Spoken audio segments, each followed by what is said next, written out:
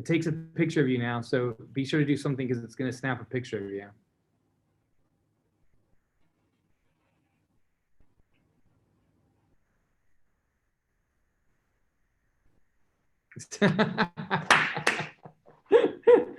Success. All right. We are live. So yeah, I'm going to try to share it to my Facebook. Is it shared on your page? Yeah, I'm sharing it to you as well, okay? Okay.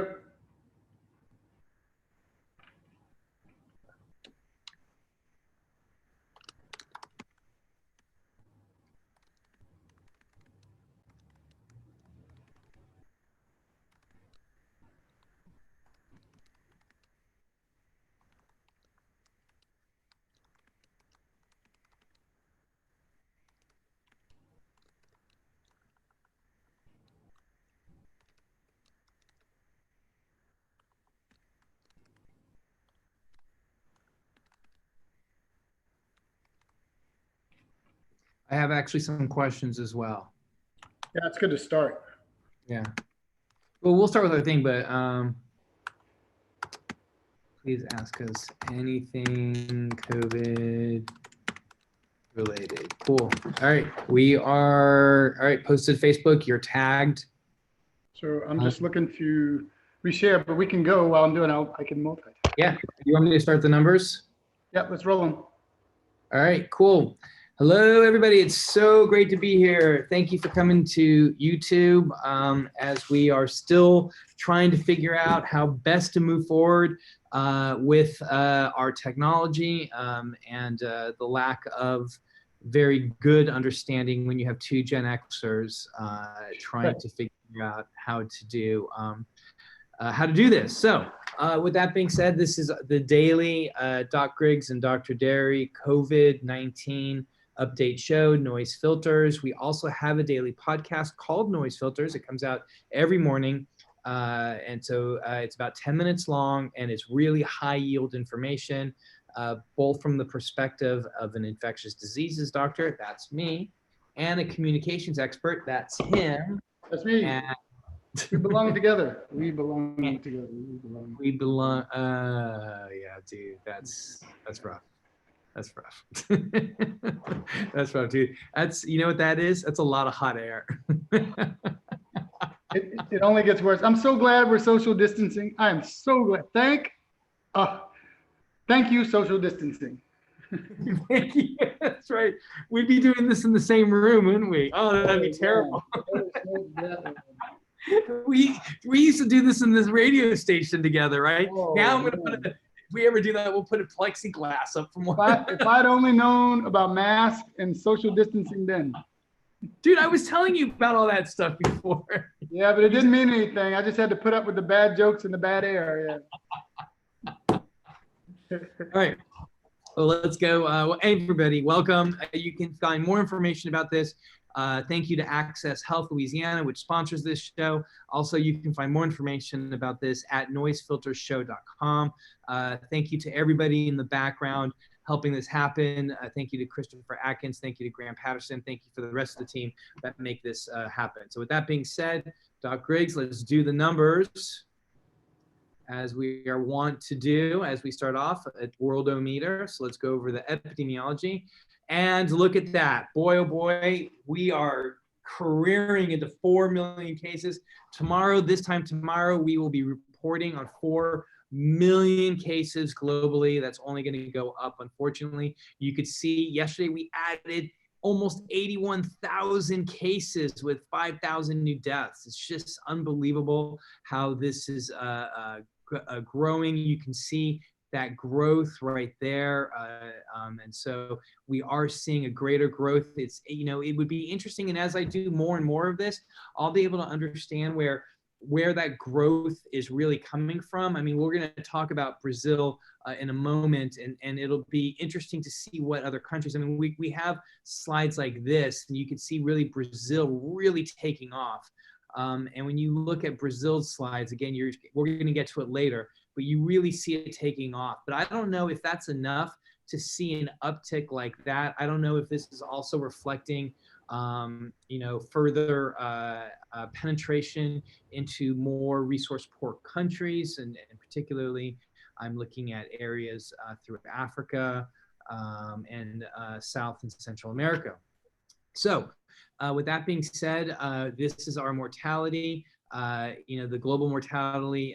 It's interesting that they would put this line to go down when clearly it appears to be going up. I would have done something that would have, if I were making this graph again, I would have done something that looked like that. That's what it looks like to me. But of course, the way that they make these graphs, you have to understand, is that there's some error or variance. And what you're seeing is some taking into account that error or variance. So that's why you see a line going down when clearly these are going up. And so I think this is going to look something like this, where it's going to just end up going up again.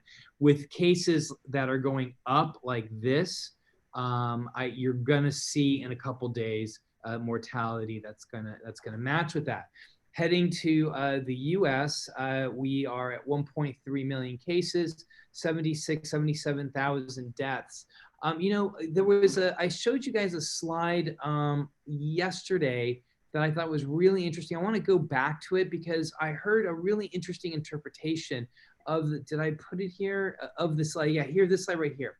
So do you remember we looked at this and we saw that Belgium, and you'll hear health officials make this claim that Belgium and Spain and Italy and these countries have a higher per capita mortality rate. And if you look at it, these dots are essentially reflecting, you can see deaths, it's almost 1 million person, but it's basically 8 deaths per million people. So that's how they measure this out. And you can see Belgium has this huge, and so what's going on in Belgium? Why are they seeing more deaths per capita? And the reason is that Belgium and some of these other states or some of these other countries are actually including any mortality that's happening right now that's not accounted for. So you can't say this was a heart attack, or that was a car accident, or that was a fall. If it was somebody just died in the US, if they don't have a specific COVID diagnosis, well, then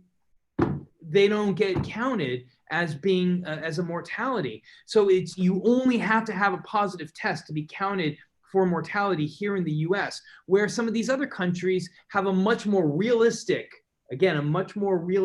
because we've been talking about this, Doc Griggs and I have been talking about this a lot, this idea of excess mortality, because we can't test everybody. We should, but we can't. And because we're not testing everybody, we don't know if somebody just dies at home in their bed, we don't know what it is. It probably may be COVID related, but because they didn't get tested, they didn't get counted.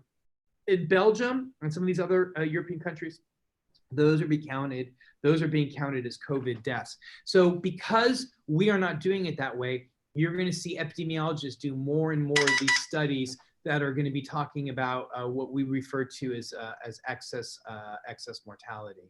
So that being said, Dr. Griggs is sending me texts right now. What was the text you just sent me? Oh, it was actually about from our earlier radio shows, a radio host that been listening in Mississippi and has since moved to New Orleans and is kind of trying to contact us for a PCP, and I want to set him up on our telemedicine with access. We got people listening that we didn't even know. That's pretty cool. The guy's name, he's part of our Porch family. His name is part of our Porch family, and he's a really colorful guy. I'll just say. Now, I wasn't going to say his real name. I was going to give you his Porch name, but we'll talk. The fan of the two DeWitts. That's funny. All right. So anyway, getting back to the U.S., I digress a little bit. We're approaching 1.3. Our deaths are here. We added about 25,000 new cases overnight with about 2,000 deaths. So we are rapidly approaching, according to that CDC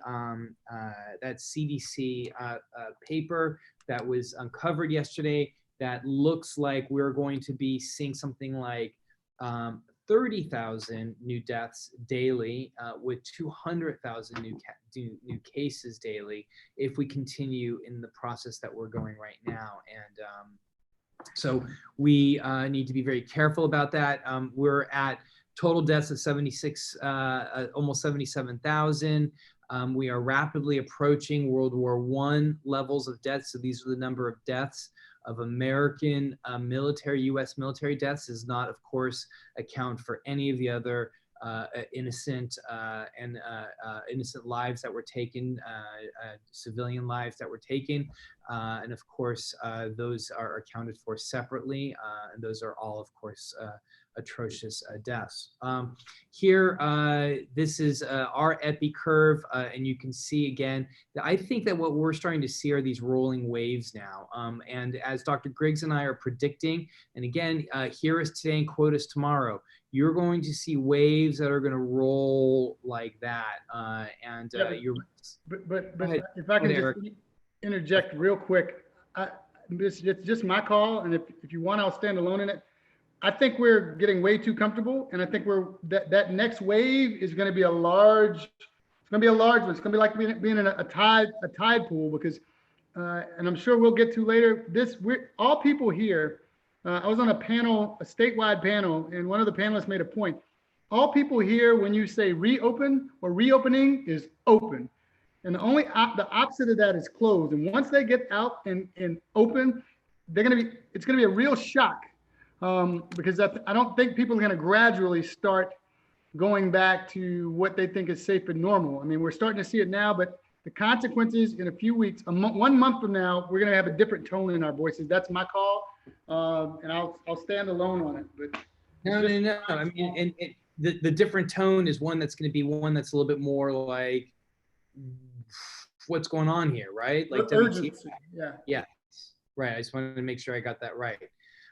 Look at these deaths. We now had a record number of deaths, and I talked yesterday. I mentioned that, right? I just want you guys to see. Look at these deaths that we're reporting.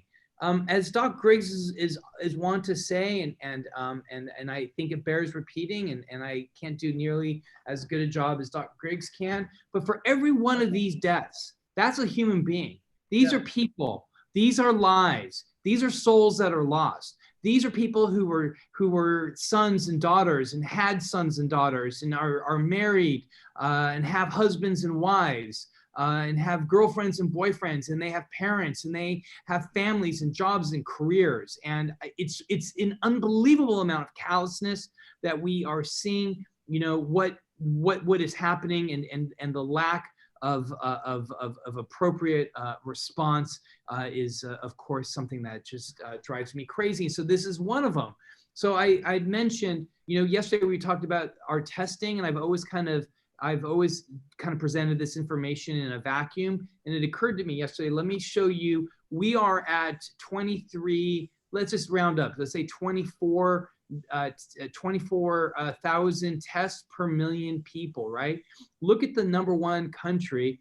Admittedly, it's very, very small. So let's go to Iceland, which is really the king of all testing. They test 151,000. They do 151,000 tests per million population. And they are doing an amazing job. And look at the paltry amount of tests that we are doing. So I think that bears repeating. Of course, this takes us to our COVID tracking project, which you take the number of positives. So this is the total number of tests that we've done. Is about 8 million tests. Our total positives are about 1.2 million. When you take the number of positives and divide it by the total, what you end up with is 15%. The magic number, it's not magic. The number that we want to be below is below 5%, which shows that we're doing adequate testing of the complete of our population. These are our case rates. So these are the number of cases per million population here. So Louisiana is 1, 2, 3, 4, 5, 6, 7. So we are 7th in the country in terms of incidence. That's the rates of HIV, of COVID-19. I usually talk about HIV, but today's not an HIV day. Looking at our mortality rate, we're 1, 2, 3, 4, 5. We're number 5 in the country, so 473 deaths. If you look at Louisiana, our total number of cases now are 30,000 cases. Overnight, we added 253, and our total deaths are 41. Again, that puts us 1, 2, 3, 4, 5. Now, I can assure you, as sure as the day is long, these numbers are massive underestimation of what's really, really happening. Looking at our testing rates here, we are about 43,000 per million, and that puts us as 1, 2, 3, 4, 5, 6. We're 6 in the country. So, I think I would give Louisiana like a solid B+, A- grade in terms of its response to what has happened, and I base that grade largely not necessarily on objective information. Of course, some of it is on objective information. I read it every day, but largely also just seeing what has been happening and how the state has responded. Now, New Orleans, on the other hand, I think has been doing a really excellent job, but you can also say that I'm biased there. This is looking at our case rates, and you could see our case rates. I have predicted that you're going to start seeing increasing, and I think I didn't expect it to be coming so soon, so I'm not sure that this line is really reflecting an upward trend. I think this is maybe a little blip, but you should start seeing an increase in cases, especially as we saw in the state legislature yesterday that they are going to be allowing parishes to open up on their own, and we're going to start seeing increasing in cases. That way, our mortality rate is stabilizing. I asked everybody to not get lulled into thinking that we were dropping this way. There's no way we are going to see a fall while this curve is looking like this. The only way you're going to see anything that looks like it's going down is if you start seeing like a steady downward trend that's undeniable. Kind of like something that looks like this here, but over a long period of time. And until you see that, you are going to continue to see these cases kind of plot along. This is just looking at Brazil, and you can see Brazil's cases are just skyrocketing.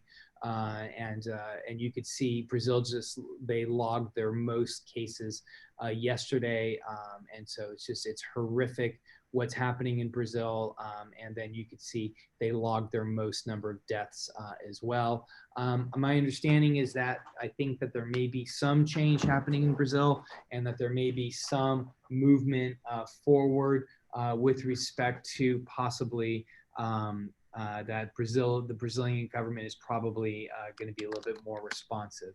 So before we move on, any thoughts, Doc Griggs? Yeah, I was holding my tongue on I want to go back to the slide with Louisiana, where we're number 6 in testing.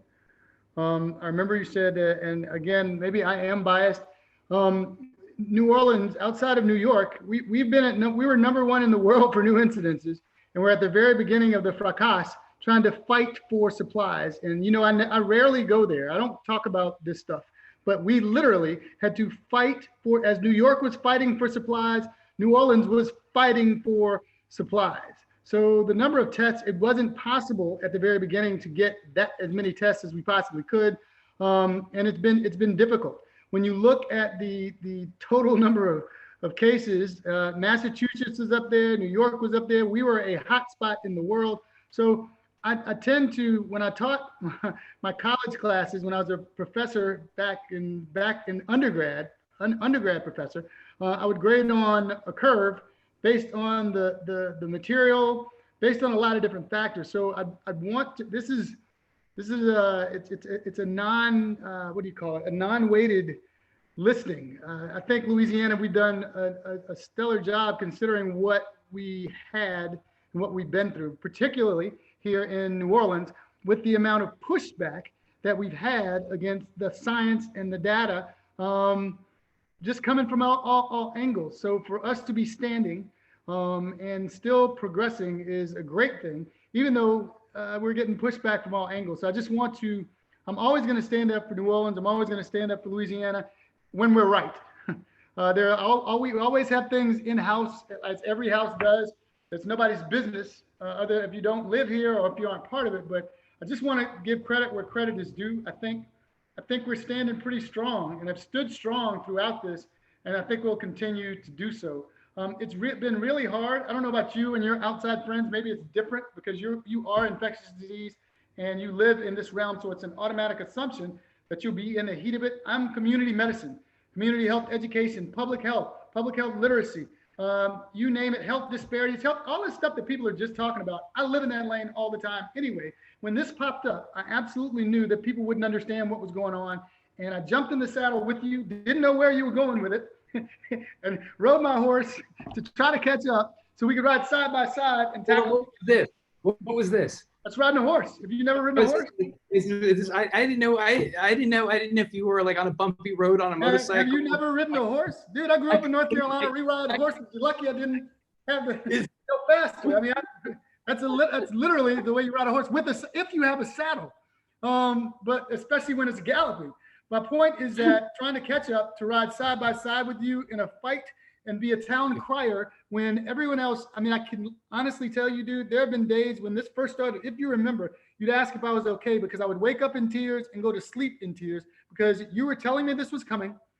I would go research it. As you've now found out, I'm an avid reader. I read all the time. At first I was verifying like, man, it can't be that bad. And it would be horrible. We were here 4 or 5 weeks ago when you told me about that thermometer. And as I was catching up, I kept thinking about all the members of the community and my friends and my family I wanted to look out for that didn't live here. And I knew that people wouldn't understand. So again, I hopped on my horse. I'm riding where you go and we're going to make this thing work. And here we are. And I can't say it doesn't affect me as much, but I've compartmentalized the losses and I'll have my time when I have to deal with that. But the facts are the facts, and we're trying to stay in that lane. Once we get everybody, remember the sender receiver communication model that I talk about, and the most important part is the feedback. The goal of that equation is for the sender and the receiver to walk away with a mutual understanding. And in order to do that, we have to have feedback, which is why you and I work all day, every day, all night, trying to build models for feedback so we can cater our message every day. I don't know of people other than people on the big screen that are doing daily updates all the time, whether it's one person or whether it's a million. We're going to be here doing it so we can be at the cutting edge. So I give props where props are due. And thanks for being on my side and me being on your side. And we'll tackle this bear together. I mean, either it's going to get tired before we are, but we're not going to get tired. So just pay attention, folks. When Doc goes over those graphs, I want you to start looking at the big picture and trends. That's the part that makes sense. If you're looking at long term and large scale, the small bumps and valleys and the small heights don't matter. We're looking for trends so we can try to predict what to do for the next few steps. So even though you'll see it going down, he said yesterday, we said now that you're going to see deaths and trends going up. Even though the model is going like this, models are wrong. This is the beauty of science. That's why we learn all of science and experiments. Predictions can be wrong. And if you live in New Orleans, particularly in Louisiana, particularly New Orleans, you know, the spaghetti string models, the hurricanes are going to go here, here, here, here. Only one of them is right, and sometimes 0 of them are right. But the point is that we get everyone prepared, and that's what we're doing. So don't get caught up in the lumps and bumps. Look at the big picture and protect yourself. So we got a couple of questions already here. One of them, and I'll let you take a crack at it if you want, Doc. It's something that you and I have been talking a lot about, and it's hello. I've heard conflicting information about changes to the virulence of the virus. What do I need to know about that? So understanding what the virulence of the virus is, anytime, virulence is infectivity, how contagious the virus is. This is a very contagious virus. It's a terminology in public health and epidemiology called the R0. If it's 1-to-1, one person can infect one other person. 1 to 2.5 is the number that I think it's between 3 and 4, 2.5 that we're hearing. This virus is very infective. I'm assuming that it's probably closer to 3, and I think I'm being conservative. I in my unguarded moments, I may even say it's probably a little bit more like 3.5. Yeah, so in comparison, if I'm not mistaken, the measles is 1 in 6 or 1 in 16? I keep hearing 18. 1 in 18. So typically, and this is what we know, is that viruses that are this. I'm glad you asked this question because I learned something. Doc made me really think about something.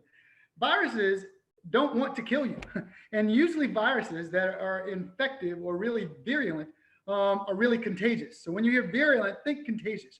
Viruses try to be as contagious as possible, and they can't live on their own. So you want to infect as many people and be contagious so they can stick around.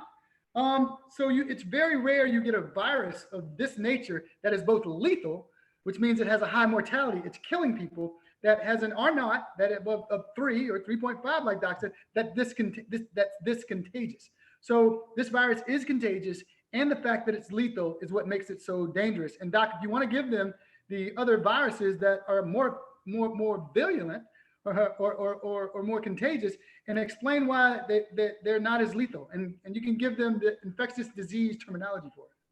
Sure. Yeah. So there are other influenza viruses that are far more virulent, but thankfully they're not very contagious. And so those are the viruses that tend to kill their host very, very quickly. And just like Doc Griggs says, the viruses don't want to kill their host. It's completely antithetical to, the purpose of a virus, the purpose of a blade of grass, the purpose of a human being, the purpose of a squirrel, the purpose of a rose. It's all the same. It's to pass on genes. We just have our own ways of passing on genes. And viruses, it's not to their advantage, evolutionary advantage, to kill their host. Quite the opposite. There are very subtle exceptions to that, not worth getting into. But for the most part, viruses don't want to kill their hosts. So when you see these new viruses that come out, like the H5N1, the bird flu, avian flu, highly virulent, right? High levels of mortality. Thankfully, very, very low levels of contagion. And then sometimes the opposite is true, right? You'll see something like the measles that is highly contagious, but has very, very low virulence. It has, the ability to harm the host is very minor. That's not to say that measles and mumps and these other viruses don't cause significant problems. They do, but thankfully they don't kill. And what we oftentimes don't see, thankfully, is a highly contagious, highly virulent virus. Of course, that's something that we're all concerned about, but we haven't seen that yet in nature. So that being said, I just wanted to correct it. I had it mixed up. Virulence means lethality. It can kill you. Right. When you think virulence, think vampire, virus, kill. That's virulent. My bad. I had it confused. I had it mixed up. Yeah. So the question that's being asked is a very good one, and you're going to start seeing a lot of it in the lay media. Doc Griggs and I actually reported on that this morning on our podcast, NOISEFILTER. You can find NOISEFILTER at all your favorite podcast emporiums, if that's a thing. If podcasts have emporiums, wherever you find podcasts, you'll find NOISEFILTER. It's a 10-minute brief morning podcast where Doc Griggs and I talk about 3 or 4 high-yield stories. So one of the stories we did talk about was that story that was in medRxiv that has been getting all the press right now. And that story in medRxiv, remember, medRxiv is a peer review publication. In other words, if you have a publication, boom, you can just upload it and without having to go through the process of peer review. You will go through the process of peer review eventually. And what the article essentially was stating was whether or not the virus had mutated. Well, yes, we know that viruses mutate. And they thought that there was one predominant strain that had been particularly contagious. And yes, and there are some ideas if it were so contagious, would it crowd out other strains of virus? Yes, possibly. But the issue here, though, and the question that you're asking, and that's a very good question, is does that level of more contagion lead to a higher level of mortality or a higher level of virulence? And so the outcome measure they looked at specifically was hospitalizations. So did they see whether or not that this virus that was possibly more contagious, did that lead to more hospitalizations? The answer was no. That people who had the more contagious virus versus the standard virus, if you will, their levels of hospitalization were the same. So the answer essentially is no. Does this new contagious virus, is it more virulent? No, thankfully. And that follows with what we know about viruses, which is as they become more contagious, that's what viruses want. They want to get from person to person to person. They want to spread their genes. As they become more contagious, they tend to lose lethality. And the best example that I usually give is that the circulating influenza virus, one of the predominant circulating influenza viruses in 2020 right now, is the same influenza virus from the 1918 pandemic, the H1N1 influenza. So what was so lethal 102 years ago, today is just circulates amongst the general population. Doc? Take it a step further, Doc. Tell them the why. Go close the loop. Why is it less lethal now? Why is it less virulent now from the virus's perspective? Right, from the virus's perspective, it doesn't want to kill its host, right? So it wants to get, think about it from the virus's perspective. The virus like jumps out of an animal, right? Woohoo, here I am, right? Lands in a human, and it starts trying to spread, and then it spreads here and it spreads there, and then all of a sudden it kills its host. And like, oop, my bad, didn't mean to kill the host. Like trying to. I'm just trying to hang out, guys. I'm just trying to hang out. I'm just trying to do my thing, right? Whoa. Right. Ooh, I killed my host again. Oh, I better not do that. So what evolution does is it selects strains that are a little less lethal. It's a little less lethal.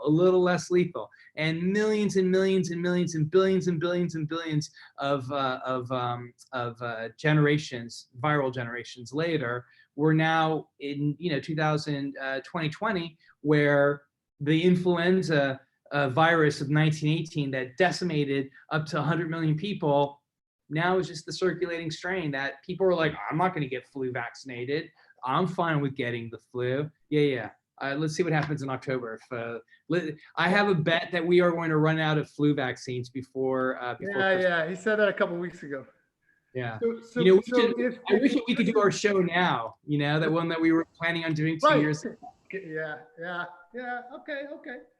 If you're hearing what Doc is saying, if you heard what he said earlier, all the virus is doing is trying to pass on its genes to the next generation and basically leave a legacy of itself to be around generations later. So that's exactly what's happening. We're just trying to stop it because it's so lethal. Every time it crashes our party, it kills us. So we want to stamp it out and mitigate it somehow. There are even some vaccine therapies that they're thinking to try, things that haven't been tried before with any level of success, is they're trying to take the genetic maps of viruses and create vaccines based on that. Like they have some really, in spite of all this, in spite of all the chaos and the catastrophe of everything, there usually are brilliant and amazing things that come out of it. And I'll tell you what, everyone, we will definitely have a public health literacy of infectious disease after this. And Dr. Derry and Dr. Fauci and those infectious disease doctors are going to have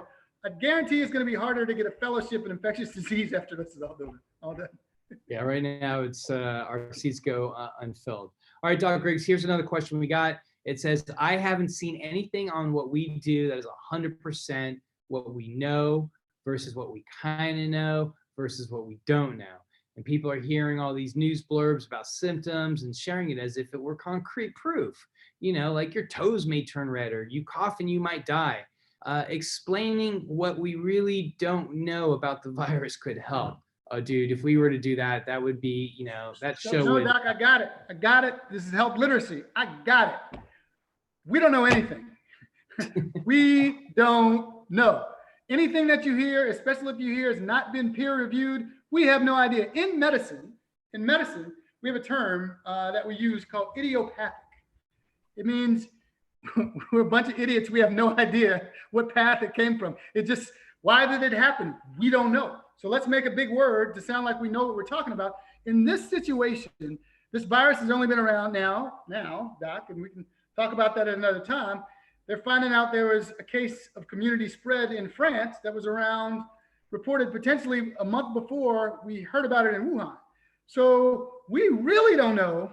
We think we know that this virus has been around for 5 months. We have no idea. What's happening is the curtain has been pulled back, and not only in science and public health, this is called the process of discovery. And the issue is that we're all so interconnected, and it's so easy to publish stuff and put it out. That's why Doc and I are doing this every day to battle the mis and disinformation. Here's what we know, and I'll answer this concretely and say it very confidently. Social distancing is what works. We know that the virus doesn't spread the virus. people spread the virus. The closer people are, the more people are together, there's going to be a spread. And what follows is if you do more testing, if you remember, I said this weeks ago, if you do more testing, you're going to get more positive tests. If I start counting fingers and I open up my other hand and I keep counting fingers, I'm going to get more positive tests. What typically follows the counting of positive tests is deaths. We do know that. We know that this virus is infective. We know that, we know that it's virulent. You're hearing all these terms and all these different things that they're synonyms for the same thing. That's what we're trying to concretely say. You need to stay home. You need to wash your hands. You need to stay abreast of everything going on and understand that there is no magic button. We don't know what drug. One day we'll think a drug looks good and the next day we'll throw it out the window because it won't work. That's science. That's the world that we've been living in for the past 25 years. The thing that we know is it's actually, that was Socrates said, the wisest man, the man that knows most is the man that admits he knows nothing. And that's what we know about this virus. So you mean we don't know squat? Yeah, pretty much. But we're letting you know as we find out, as we research. We do know the process of scientific discovery, and we know what we typically use to find out what's going on. But if you've ever been in the kitchen trying to fix a cake or trying to cook dinner and someone's sitting there watching you the whole time, that's what's basically happening. So I apologize on behalf of all of us in science, but I'm brave enough to say we don't know, and that's who you should trust the most. Doc, do you have anything? Am I simplifying it too much? I mean, we just don't know. No. I think it's good. I think there's some good stories here real quickly that we should kind of go over before we start to wrap it up. Yep. I don't want to do this one. I read about this morning. My heart was broken. In the era of COVID, we have now 1 in 5 young children in the U.S. don't get enough to eat. Which has been a problem the entire time, and we've kind of forgotten about that. In New Orleans, about 40%. I want to make sure you heard me correctly. That's a 4 and a 0. 40% of our children are food insecure. Now, can we let's talk about how that relates, food insecurity relates to predisposition to every disease. If your body doesn't have enough food, not only as a child can you not grow, your immune system doesn't have enough, so it makes you more susceptible to any of the communicable diseases. COVID-19 happens to be the most dangerous right now, but prior to COVID-19, in poverty-stricken areas, people, we talk about social determinants of health. When you hear that term, just think community. Everything that makes you who you are. If there's not enough food in your house because there's not enough food in your neighborhood, you're susceptible to all of the same diseases as Doc will attest to in resource-poor countries. And COVID-19, which is why we've been talking about, when we talk about resource-poor countries, I want you to think of your own countries and communities right here in our United States and our cities. We have resource-poor conditions going on right around the corner. So the food thing with the kids, whatever you're watching on TV, it gets really real when you walk around the corner. Trump says the coronavirus task force will continue. Thankfully, it's nice to see that online retailers, including Amazon, are going to help save the Postal Service. That's a story that's been working in the background. The reason why that's a story is that the Postal Service has been handicapped congressional year after congressional year, and there was no money in any of the 2 CARES Acts for the Postal Service. And so now you're seeing online retailers that are demanding it. Cooling centers and oasis, when temperatures soar, now bring a sense of risk.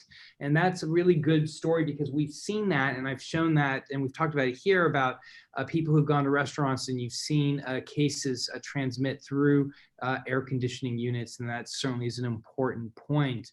And then lastly here, it says Arizona asks its modeling team to halt work after results support later reopening. And again, go back to the theme of here we are. You have people that put the public's health up front. That's Doc Griggs and I and our colleagues and public health practitioners. And then you have other people that put the health of the economy up front.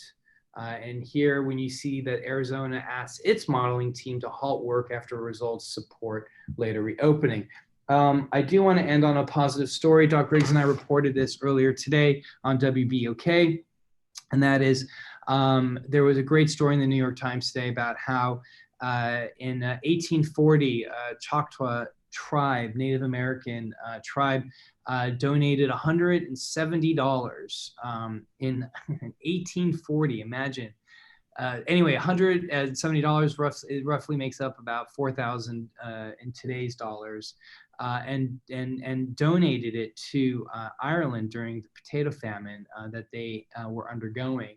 And now Ireland has been now, as a thank you for that, all of these decades later, have now started a GoFundMe for the Navajo Nation and have raised $1.2 million for the Navajo Nation in support of the atrocious, in support of their response to the virus and the horrific living conditions, unfortunately, people on the Navajo lands live in. And of course, I say that, and I recognize the Navajo people are very proud people. I used to live on the reservation, and I lived there for 4 years. I know the Navajo Nation and the Navajo people are very, very proud people. And when I say atrocious living conditions, I mean no disrespect whatsoever.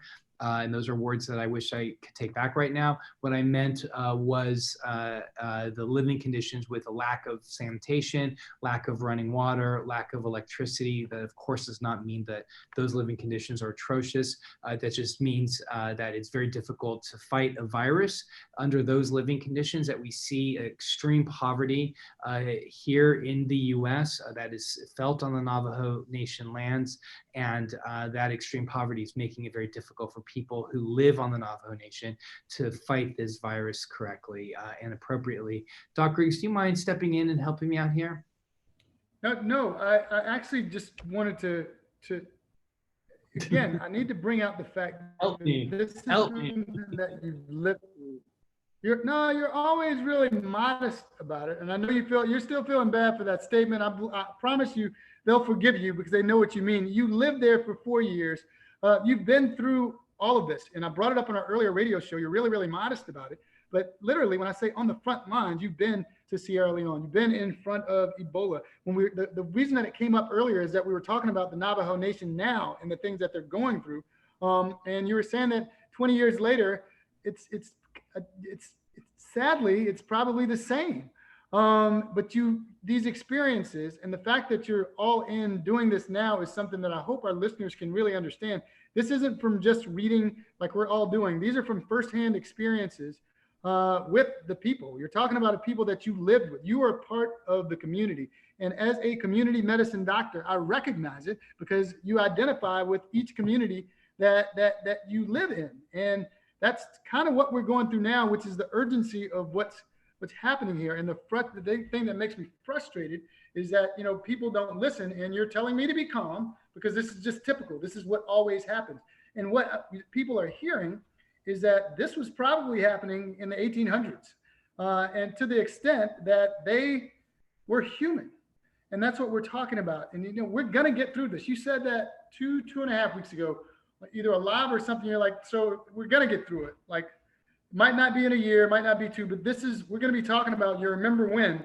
And in the end of it, we're going to be here and we're going to be human. And it's our humanity that's been pulling us through all of this, in spite of what's going on with us. And rather than preying on each other's weaknesses, we're coming together because of it. We're all scared. I'll be quite candid. This sucks for all of us. Social distancing, the restaurants being closed, the economy being closed, wearing the mask. You get tired of breathing in that thing all day. It gets wet and then it sticks to your lips. Then you have to take it off when you're talking on camera, on TV, and people want to make. Then let's talk about the cuts on the back of your ear from the band. And then how do they smell? Out with it under your chin. Like, we could go on and on, but we're going through it together. And this is what I was talking about. It's leading with empathy. For people that we don't know, people that we know, and understanding. And if you lead with empathy and you lead with science and you mix it in with empathy, there's no way that you should know that you should even think that you should go out right now because it's not safe. I want y'all to watch trends. The number of deaths is going up. And like anime isn't. Baby, what kind of fool will go outside if they know they're killing people out there? Absolutely none. So stay in the house as much as you can until we can get a better handle on it. Home. Follow. Stay at home. Stay the F home. He said that. I agree, but he said that. In case my grandmother is watching from on high, What would Annie Mae be saying right now? She'd be saying, "You better stay. I know you. No, she would say, I know you better not go nowhere. You better go in there and read a book." On that note, on your beautiful grandmother's on your beautiful grandmother's note, who's always brings wisdom from every time she's summoned in these conversations, she always brings wisdom. Yeah. Annie Mae would be saying, "All right now, Eric. All right, baby. That's enough. That's enough now. Goodbye. Don't fuck their head off. I'll see you tomorrow. Goodbye. Before I get in trouble." Okay, Mom. Okay. Subscribe to our podcast.